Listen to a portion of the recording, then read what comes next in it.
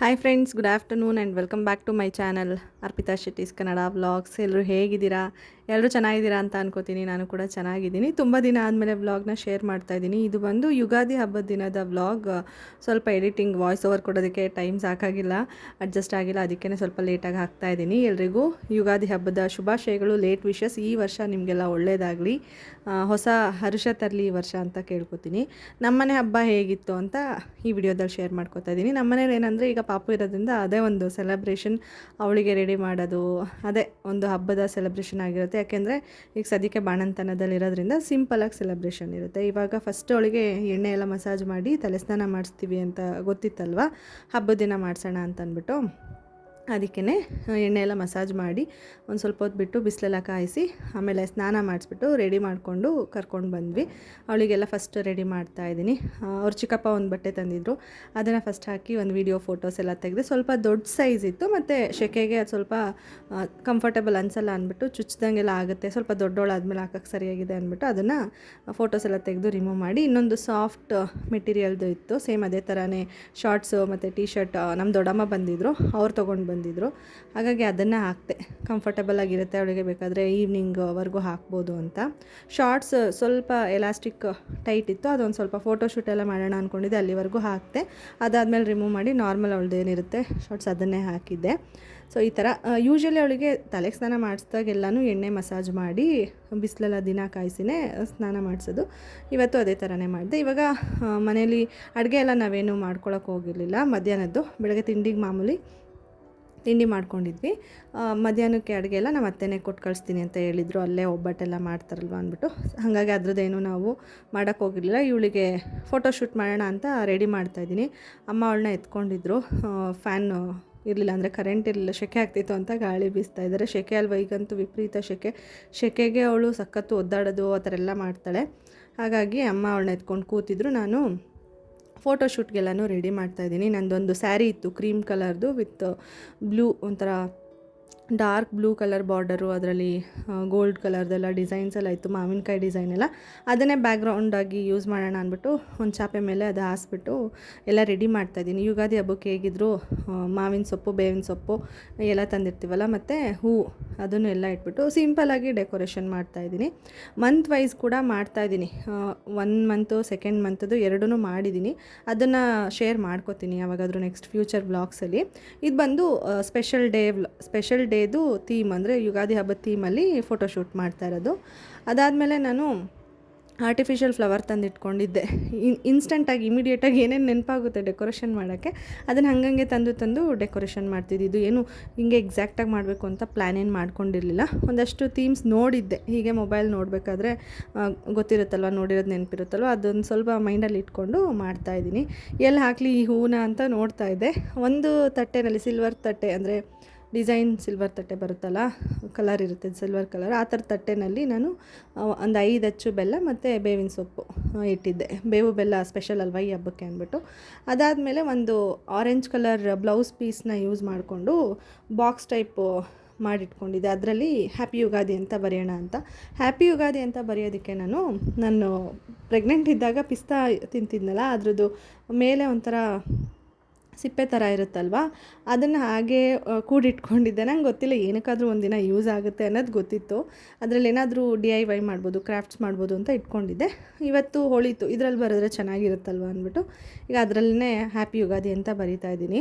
Actually happy ಅಂತ ಬರೆದು ಯುಗಾದಿಗೆ you ಮತ್ತು ಜಿ ಬರೆದು ಬಂದೆ. ಅಷ್ಟರಲ್ಲಿ ಪಾಪು ಹತ್ಬಿಟ್ಲು. ಇದಕ್ಕೆ ಮುಂಚೆ ಫೀಡ್ ಮಾಡಿಸೋಣ ಅಂತ ಬಂದೆ, ನೋಡಿದ್ರೆ ಗಾಳಿ ಆ ಕಡೆಯಿಂದ ಬಾಗಿಲ ಕಡೆಯಿಂದ ಬೀಸಿದ್ದೆಲ್ಲ ಫುಲ್ಲು ಹೊರಟೋಗಿತ್ತು. ಮತ್ತು ಇವಾಗ ಆ ತಟ್ಟೆನ ಭಾರವಾಗಿ ಆ ಕಡೆಗೆ ಇಟ್ಬಿಟ್ಟು ಗಾಳಿ ಬೀಸಿದ್ರು, ಏನೂ ಆಗಬಾರ್ದು ಅಂತ ಮತ್ತೆ ಇನ್ನೊಂದು ಸಾರಿ ಬರಿತಾ ಇದ್ದೀನಿ. ಇದು ಏನಂದರೆ ಬೇಗ ಮಾಡಬೇಕು, ಪಾಪು ಹತ್ಬಿಡ್ತಾಳೆ ಇಲ್ಲ ಎದ್ಬಿಡ್ತಾಳೆ, ಅವಳ ಕೆಲಸಗಳು ಶುರು ಆದರೆ ಮತ್ತೆ ಇದು ಡಿಲೇ ಆಗುತ್ತೆ ಅಂದ್ಬಿಟ್ಟು ಬೇಗ ಫಾಸ್ಟಾಗಿ ಮಾಡ್ತಾಯಿದ್ದೀನಿ. ಇತ್ತೀಚೆಗಂತೂ ಎಲ್ಲ ಕೆಲಸನೂ ಫಾಸ್ಟಾಗೇ ಮಾಡಬೇಕು, ಯಾವ ಕೆಲಸನೂ ಸ್ಲೋ ಆಗಿ ಮಾಡೋಕ್ಕಾಗಲ್ಲ. ಅವಳಿದ್ರೆ ಮಾಡ್ಕೊಳಕ್ಕಾಗಲ್ಲ, ಪೂರ್ತಿ ಕೆಲಸ ಅಲ್ವಾ, ಅರ್ಧಕ್ಕೆ ನಿಂತೋಗುತ್ತೆ ಅಂದ್ಬಿಟ್ಟು ಬೇಗ ಮಾಡ್ತಾಯಿದ್ದೀನಿ. ಆಮೇಲೆ ಟೇಬಲ್ ಫ್ಯಾನ್ ಕೂಡ, ಅಂದರೆ ನೋಡ್ತಾ ಇದ್ರಲ್ವ, ಸ್ಟ್ಯಾಂಡಿಂಗ್ ಫ್ಯಾನ್, ಅದನ್ನು ತರಿಸ್ಕೊಂಡ್ವಿ. ಅದು ಮೋಲ್ಡ್ ಕಾದ್ಬಿಟ್ರೆ ತುಂಬ ಬಿಸಿ ಗಾಳಿ ಬರುತ್ತೆ, ಇನ್ನೂ ಸೆಕೆ ಜಾಸ್ತಿ ಆಗುತ್ತೆ ಅಂದ್ಬಿಟ್ಟು ಈ ಫ್ಯಾನ್ ಬುಕ್ ಮಾಡಿ ತರಿಸ್ಕೊಂಡ್ವಿ. ಇವಾಗ ಅದರಿಂದ ಸ್ವಲ್ಪ ಯೂಸ್ ಆಗ್ತಾಯಿದೆ, ತಣ್ಣಗಾಳಿ ಬೀಸುತ್ತೆ, ನೈಟ್ ಟೈಮೂ ಯೂಸ್ ಮಾಡ್ಬೋದು. ಅದು ಅಲ್ಲದೆ ರೂಮಲ್ಲಿ ನಮಗೆ ಫ್ಯಾನು ಕರೆಕ್ಟಾಗಿ ಸೆಂಟ್ರಿಗಿಲ್ಲ, ಹಾಗಾಗಿ ಗಾಳಿ ಅಷ್ಟು ನೀಟಾಗಿ ಬೀಸೋದಿಲ್ಲ. ಇದು ಯೂಸ್ ಆಗ್ತಿತ್ತು ಮುಂಚೆನೇ ತೊಗೊಂಡಿದ್ದಿದ್ರು, ಇರಲಿ ಇವಾಗ ತುಂಬ ಸಮ್ಮರ್ ಇರೋದ್ರಿಂದ ಈಗ ಪರ್ಚೇಸ್ ಮಾಡಿದ್ದು ಒಳ್ಳೆಯದೇ ಆಯಿತು. ಸೊ ಇವಾಗ ಹ್ಯಾಪಿ ಯುಗಾದಿ ಅಂತ ಬರಿತಾ ಇದ್ದೀನಿ. ನಾನು ಇನ್ನೂ ಸ್ವಲ್ಪ ಬೇರೆ ಎಲ್ಲ ಫ್ಲವರ್ಸು ಮಾಲೆ ಥರ ಇದೆ ಅಲ್ಲ, ಅದನ್ನೆಲ್ಲ ಹಾಕಿ ಮಾಡೋಣ ಅಂದ್ಕೊಂಡೆ. ಆ ಟೈಮಿಗೆ ಅದು ಮರ್ತೋಯ್ತು ನನಗೆ.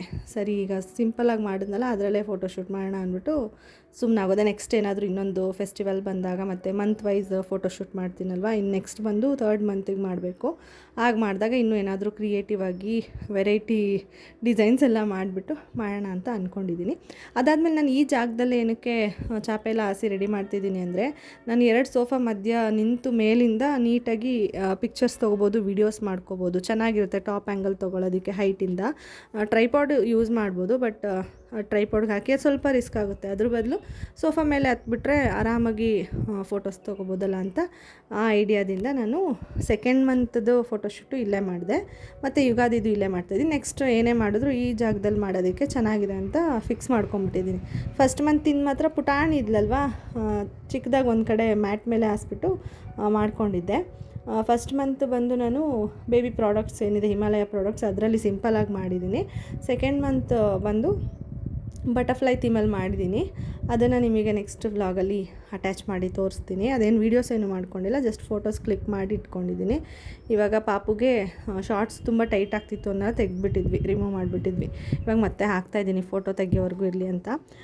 ನನಗೆ ಏನಂದರೆ ಈ ಥೀಮು ಮುಂಚೆಯಿಂದನೂ ಪ್ಲ್ಯಾನ್ ಇರಲಿಲ್ವಲ್ಲ, ಸಡನ್ನಾಗಿ ಪ್ಲ್ಯಾನ್ ಮಾಡ್ಕೊಂಡಿದ್ರಿಂದ ಏನಿತ್ತು ಡ್ರೆಸ್ ಹೊಸದು ಹಾಕಿದ್ದು ಅದರಲ್ಲೇ ಫೋಟೋ ತೆಗೆದೆ. ಇಲ್ಲಾಂದರೆ ಪ್ಲ್ಯಾನ್ ಇದ್ದಿದ್ದರೆ ಮುಂಚೆನೇ ಒಂದು ಲಂಗ ಬ್ಲೌಸ್ ಥರ ಏನಾದರೂ ಹಾಕಿ ತರಿಸ್ಬಿಟ್ಟು ಇಲ್ಲ ಆನ್ಲೈನಲ್ಲಿ ಬುಕ್ ಮಾಡಿ ಹಾಕ್ಬೋದಿತ್ತು. ನಂಗೆ ಅದೇನೋ ಥಾಟ್ ಬರಲಿಲ್ಲ, ಅದು ಮರ್ತೋಗ್ಬಿಟ್ಟಿತ್ತು. ಸರಿ ಇರೋ ಹೊಸ ಬಟ್ಟೆಲೇ ಅಟ್ಲೀಸ್ಟ್ ಈ ಥರನಾದರೂ ಮಾಡೋಣ, ಚೆನ್ನಾಗಿರುತ್ತೆ ಅಂದ್ಬಿಟ್ಟು ಮಾಡ್ತಾಯಿದ್ದೀನಿ. ಇವಾಗ ಮಲಗಿಸಿ ಅವಳು ನಿದ್ದೆ ಮಾಡ್ತಾನೆ ಇದ್ಲು, ಕಣ್ಣು ಬಿಡಲೇ ಇಲ್ಲ. ಆ್ಯಕ್ಚುಲಿ ಫೋಟೋಶೂಟಲ್ಲಿ ಅವಳು ಕಣ್ಣು ಮುಚ್ಕೊಂಡು ನಿದ್ದೆ ಮಾಡಬೇಕಾದ್ರೇ ಫೋಟೋಸ್ ತೆಗ್ದಿರೋದು. ಇರಲಿ ಎದ್ದು ಹಠ ಮಾಡಿ ಆಗ ತೆಗ್ದಾಗ ಅಳುವಾಗ ತೆಗೆದ್ರೆ ಚೆನ್ನಾಗಿರಲ್ಲ, ಈಗ ಮಲ್ಕೊಂಡಾಗಲೇ ತಕ್ಕೊಂಬಿಡೋಣ ಅಂತ ಅಂದ್ಬಿಟ್ಟು ಅಮ್ಮ ತೆಗ್ದುಬಿಡು ಅಂದರೆ ಈಗ ನಾನು ಓಡಿ ಬಂದು ಮೊಬೈಲ್ ಎತ್ಕೊಂಡೆ. ಟ್ರೈಪಾಡಿಗೆ ಹಾಕಿದ್ನಲ್ಲ, ಸ್ವಲ್ಪ ಹೊಸ್ಕಾಡ್ತಿದ್ದಾಳೆ. ಹೆಗ್ಲು ಮೇಲೆ ಹಾಕ್ಕೊಂಡ್ರೆ ಅಷ್ಟು ಅಳೋದಿಲ್ಲ, ತೊಡೆ ಮೇಲೆ ಹಾಕ್ಕೊಂಡ್ರೆ ಒಂದು ಸ್ವಲ್ಪ ಅಳ್ತಾಳೆ. ಎಚ್ಚರ ಇದ್ದಾಗ ಮಲಗಿದ್ದಾಗ ಓಕೆ ಕಂಫರ್ಟಬಲಾಗಿ ಮಲಗಿರ್ತಾಳೆ. ಸಡನ್ನಾಗಿ ಕೆಳಗಡೆ ಮಲಗಿಸಿದಾಗ ಅವಳು ಹೊಸ್ಕಾಡಿ ಮುಖ ಎಲ್ಲ ಉಜ್ಕೊಂಡು ಆಮೇಲೆ ಸೆಟ್ಲಾಗಿ ಮಲ್ಕೊತಾಳೆ. ಈಗಲೂ ಹಂಗೆ ಮಾಡಿದ್ಲು. ಎದ್ಬಿಡ್ತಾಳೇನೋ ಅಳ್ತಾಳೇನೋ ಅಂತ ಅಂದ್ಕೊಂಡೆ, ಬಟ್ ಮಲ್ಕೊಂಡ್ಳು. ಅಲ್ಲೇ ಸ್ವಲ್ಪ ಹೊತ್ತು ಮಲಗಿಸಿದ್ವಿ ನಾವು, ಮಲ್ಕೊಳ್ಳಿ ಅರ್ಧಂಬರ್ಧ ನಿದ್ದೆ ಆದರೆ ತಿರ್ಗಿ ಅಳ್ತಾಳೆ ಅಂತ ಅಂದ್ಬಿಟ್ಟು ಫೈನಲಾಗಿ ಒಂದಷ್ಟು ವೀಡಿಯೋಸು ಫೋಟೋಸ್ ಎಲ್ಲ ಮಾಡಿಕೊಂಡೆ. ಆಮೇಲೆ ಎಲ್ಲನೂ ರಿಮೂವ್ ಮಾಡಿಬಿಟ್ಟೆ, ತೆಗೆದುಬಿಟ್ಟೆ. ಇನ್ನೂ ಸ್ವಲ್ಪ ಹೂವೆಲ್ಲ ಹಾಕಿ ಮಾಡಬೇಕಿತ್ತು, ಬಟ್ ಅರ್ಜೆಂಟಲ್ಲಿ ಮಾಡಿದ್ರಿಂದ ಸಿಂಪಲಾಗಿ ಮಾಡಿದ್ದೀನಿ. ಆ್ಯಕ್ಚುಲಿ ಯುಗಾದಿ ಹಬ್ಬದ ದಿನ April 9th ನಮ್ಮ ಅಮ್ಮಂದು ಬರ್ಡೇ ಇತ್ತು. ಅಮ್ಮನ ರೆಡಿಯಾಗಿ ಅಂದರೆ ಅಮ್ಮ ನನ್ನನ್ನೇ ರೆಡಿಯಾಗು, ನೀನು ಸ್ಯಾರಿ ಉಟ್ಕೊಂಡು ರೆಡಿಯಾಗು ಹಬ್ಬದ ದಿನ ಅಂತೇಳಿ ಫೋರ್ಸ್ ಮಾಡಿದ್ರು. ಫೈನಲಿ ಅವ್ರ ಫೋರ್ಸಿಗೆ ನಾನು ಈ ಥರ ಸ್ಯಾರಿ ಉಟ್ಕೊಂಡು ರೆಡಿಯಾಗಿದ್ದೆ. ಪಾಪು ಜೊತೆ ಫೋಟೋಸ್ ತೆಗೆಸ್ಕೊಂಡೆ. ಅಮ್ಮಂಗೆ ಅದೇನೋ ಇಂಟ್ರೆಸ್ಟ್ ಇಲ್ಲ ಬರ್ಡೇ ಎಲ್ಲ ಸೆಲೆಬ್ರೇಟ್ ಮಾಡ್ಕೋಬೇಕು ಅಂತಂದರೆ, ಹಂಗಾಗಿ ಅವ್ರಿಗೆ ಈ ಮುಖಾಂತರ ವಿಶ್ ಮಾಡ್ತೀನಿ. Wish you many more happy returns of the day ಅಮ್ಮ, ಎಲ್ಲ ಒಳ್ಳೆಯದಾಗಲಿ ನಿಮಗೆ. ಸಂಜೆ ನಮ್ಮ ಅತ್ತೆ ಕೂಡ ಬಂದಿದ್ದರು, ಅಮ್ಮ ಪೂಜೆ ಮಾಡ್ತಾಯಿದ್ರು, ಅತ್ತೆ ಪಾಪುನ ಆಟ ಆಡಿಸ್ತಾಯಿದ್ರು. ಬೆಳಗ್ಗೆ ನಾನು ಜ್ಯುವೆಲ್ಸ್ ಹಾಕೋದು ಮರ್ತ್ಬಿಟ್ಟಿದ್ದೆ, ಪಾಪುಗೆ ಹಬ್ಬದ ದಿನ ಹಾಕು ಅಂತ ನಮ್ಮ ಅತ್ತೆ ನೆನೆಸಿದ್ರು. ಹಾಗಾಗಿ ಹಾಕೋಣ ಅಂದ್ಬಿಟ್ಟು ಚೈನ್ ಮತ್ತು ಪಾಪುದು ಉಂಗುರ ಇತ್ತು, ಅದನ್ನು ಹಾಕಿ ಒಂದು 5 ನಿಮಿಷ ತೆಗೆದುಬಿಟ್ಟೆ. ಅದು ಕುತ್ತಿಗೆಗೆಲ್ಲ ಚೈನ್ ಒತ್ತುತ್ತೆ, ಹಿಂಸೆ ಆಗುತ್ತೆ ಅಂದ್ಬಿಟ್ಟು ನಾನು ಜಾಸ್ತಿ ಹಾಕಲ್ಲ, 1-2 ನಿಮಿಷ ಹಾಕಿ ತೆಗೆದುಬಿಡ್ತೀನಿ. ಈ ರೀತಿ ಇತ್ತು ನಮಗೆ ಹಬ್ಬ. ನಿಮ್ಮ ಮನೇಲೆಲ್ಲ ಹೇಗೆ ಆಚರಣೆ ಮಾಡಿದ್ರಿ ಯುಗಾದಿ ಹಬ್ಬನ ಅಂತ ತಿಳಿಸಿ, ಓಕೆನಾ? ನಾವು ಒಂದಷ್ಟು ಹೊತ್ತು ಮಾತಾಡ್ಕೊಂಡು ಕೂತಿದ್ವಿ, ನಮ್ಮ ಅತ್ತೆನೂ ಪಾಪುನ ಆಟ ಆಡ್ಸ್ಕೊಂಡು ಕೂತಿದ್ರು. ನಾನು ಒಂದು ಕ್ಲಿಪ್ಪಿಂಗ್ ತೊಗೊಂಡೆ ಆ ಟೈಮಲ್ಲಿ. ಈ ವ್ಲಾಗ್ ಕೂಡ ಪುಟಾಣಿ ವ್ಲಾಗ್ ಆಗಿರುತ್ತೆ, ಜಾಸ್ತಿ ಏನು ನಾನು ವೀಡಿಯೋಸ್ ಮಾಡ್ಕೊಂಡಿರಲಿಲ್ವಲ್ಲ. ಅವತ್ತು ಏನು ವೀಡಿಯೋ ಮಾಡ್ಕೊಂಡಿದ್ದೆ ಅದನ್ನೇ ನಿಮ್ಮ ಹತ್ರ ಎಲ್ಲ ಶೇರ್ ಮಾಡ್ಕೋತಾ ಇದ್ದೀನಿ. ಮತ್ತು ನಿಮಗೆಲ್ರಿಗೂ ಯುಗಾದಿ ಹಬ್ಬದ ವಿಷಸ್ ತಿಳಿಸ್ತಾ ಇದ್ದೀನಿ. ಎಲ್ಲ ಒಳ್ಳೆಯದಾಗಲಿ ಈ ವರ್ಷ, ಹೊಸ ವರ್ಷದ ಶುಭಾಶಯಗಳು, ಯುಗಾದಿ ಹಬ್ಬದ ಶುಭಾಶಯಗಳು ಮತ್ತೊಮ್ಮೆ ನಿಮ್ಮೆಲ್ಲರಿಗೂ. ನಾನು ಮತ್ತೆ ನೆಕ್ಸ್ಟ್ ವೀಡಿಯೋ ಅಥವಾ ಬ್ಲಾಗಲ್ಲಿ ಸಿಗ್ತೀನಿ. ಇತ್ತೀಚೆಗೆ ವೀಡಿಯೋಸ್ ಎಲ್ಲ ಸ್ವಲ್ಪ ಕಡಿಮೆ ಆಗ್ತಿದ್ದೀನಿ, ಇಲ್ಲಿ ಆದಷ್ಟು ಟ್ರೈ ಮಾಡಿ ಹಾಕ್ತೀನಿ. ಮತ್ತೆ ಸಿಗೋಣ ನೆಕ್ಸ್ಟ್ ವ್ಲಾಗಲ್ಲಿ. ಬಾಯ್.